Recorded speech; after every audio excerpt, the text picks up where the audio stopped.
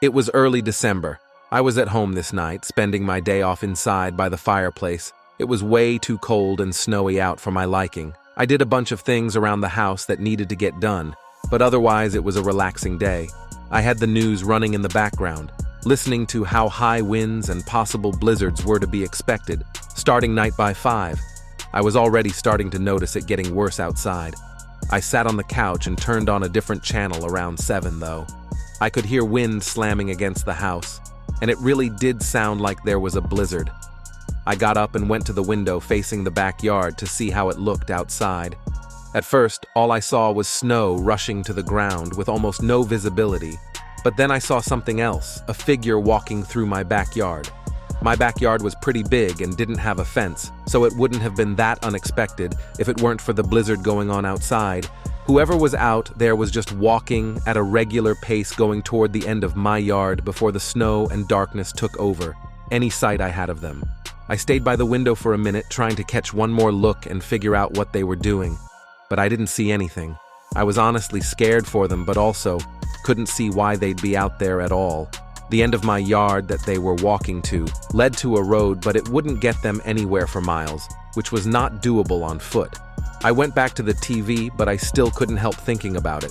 And only 5 minutes later, there was a knock at the door. I went over and cracked it open. It was a man in a heavy winter jacket. His nose was bright red and his face was pale white, like he'd been out in the cold for a while. I couldn't know if this was the same person I'd seen in my backyard, but my immediate guess was that it was "How can I help you?" I asked the man, let out a humble smile, and spoke through shaking teeth that he was waiting for a ride to pick him up, and asked if he could stay in my house for a few minutes to shelter from the cold, just until the ride got here. I took a moment to respond because I actually considered it. Given the state of the weather, it's easy to say that. Under no circumstance would you let a random man inside your house. But when they're practically freezing to death on your doorstep and asking for your help, the answer on what to do isn't as black and white. I told him he could wait on my porch, which had an overhang that blocked the snow, and offered to give him an old jacket of mine if he needed it. The man didn't look too happy, but just nodded and went off to the side and sat on the chair. I had out there, I closed and locked the door, then went upstairs to grab my old jacket. It was way too big for me and was in horrible condition, but obviously that shouldn't matter in this kind of scenario. After picking it up, I headed downstairs and was about to open the door when, I'm not sure what stopped me, but it made me hesitate. I leaned over and peered through the peephole to see that the man was now standing directly in front of the door, his hand on the handle, as though he was about to push it open. As soon as I opened the door, my heart rate spiked, so I took a few steps back and silently pulled out my phone to dial 911. I whispered into the phone. I just stood there, staring at the door, wide-eyed, knowing what was waiting for me on the other side. When the police said they were on their way, I slowly scampered over and peered outside again, but the man was nowhere to be found, neither on my porch nor in my front yard. It was as though he knew I had called the police. No other evidence of him was discovered that evening, and he never reappeared.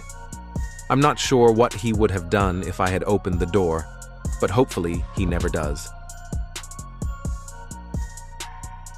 Return.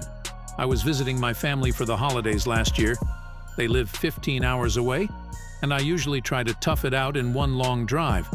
But this year, snow had come early and made driving a lot slower, so I was prepared to stop at a hotel somewhere along the way. I didn't book anything in advance since I didn't know how far I'd get before wanting to stop. I was just going to pull into wherever and see if they had a room available. When I left, it was barely snowing, but the further out I got, the more snow seemed to be coming down. Roads were still clear, but everyone was definitely driving more slow and carefully, around 8 hours into the drive.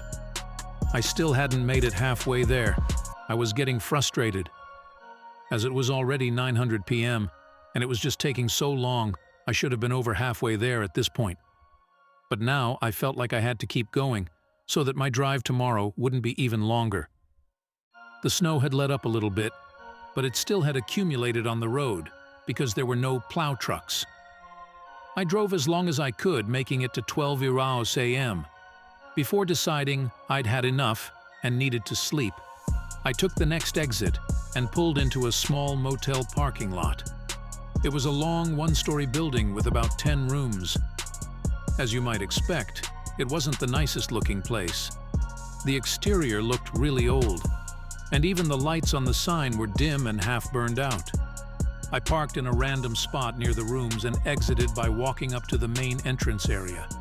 Inside, there was a small room with a front desk, but the chances of me arriving during the employee's break, I just went to my car to show off my bad luck on this drive.